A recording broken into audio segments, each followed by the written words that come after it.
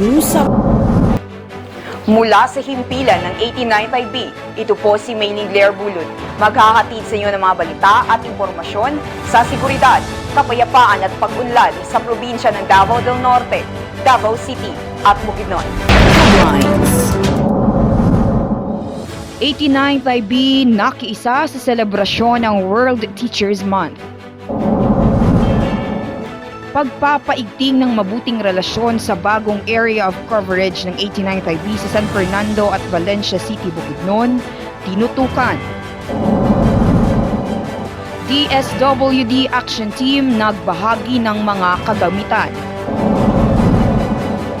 Pagdiriwang ng ika-44th araw ng tribong Matigsalog, dinaluhan. At paghahanda sa nalalapit na VSP 2023, tinutukan ng 89.5B. Makatao News Update. Nagdaos ng Teachers Recognition ang lokal na pamalaan ng San Fernando, Bukidnon na tinawag na Pasidungog, a tribute to our teachers heroes. Noong ika-12 ng Oktubre taong kasalukuyan na ginanap sa San Fernando Gym sa Barangay Halapitan. Kaugnay sa selebrasyon ng World Teachers Month ay binigyang pagpupugay ang mga guro mula sa mga pribado at pampublikong paralan sa nasabing lungsod sa kanilang ipinapakitang kabayanihan at pagsisikap sa araw-araw na pagtuturo. Gayon din, pinasalamatan ang kanilang pagbibigay gabay sa mga kabataan na mangarap at matuto na magiging daan para sa kanilang magandang kinabukasan. Dumalo sa naturang aktibidad ay ang representative ng 2nd District na si Honorable Kent Jan Flores, Municipal Mayor Honorable Rogelio Siyeke at si First Lieutenant Jeff T.A. Abe at iba pang mga mahalagang personahe ng gobyerno at mga paaralan.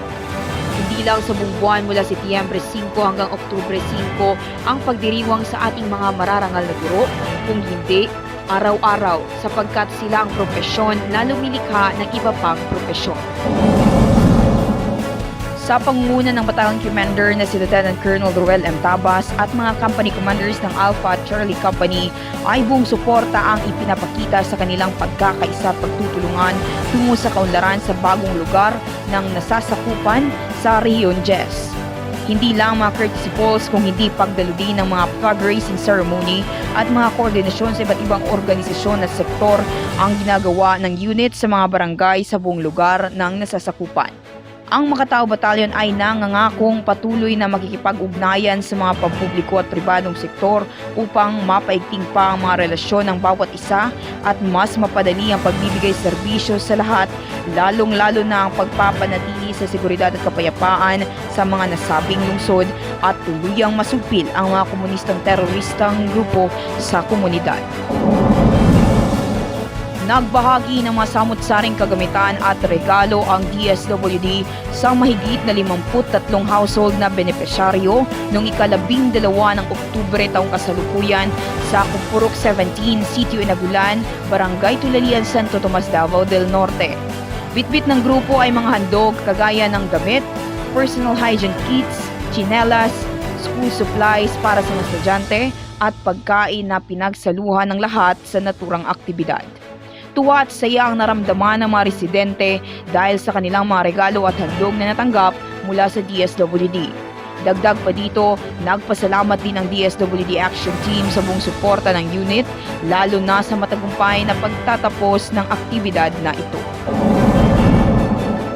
Ang tribong Matigsalog ng Barangay Kalagangan kasamang LGU San Fernando na pinamumunuan ni Honorable Rogelio Siyeke at mga tropa ng 89.5B ay nagkaisang nagdiwang ng kanilang ika-44 na anibersaryo noong Oktubre 8 taong kasalukuyan na ginanap sa covered court ng Barangay Kalagangan. Ang taunang paggunita na ito ay para ipaalala sa lahat na protektahan, i-promote at i-celebrate ang mayamang kultura ng tribo.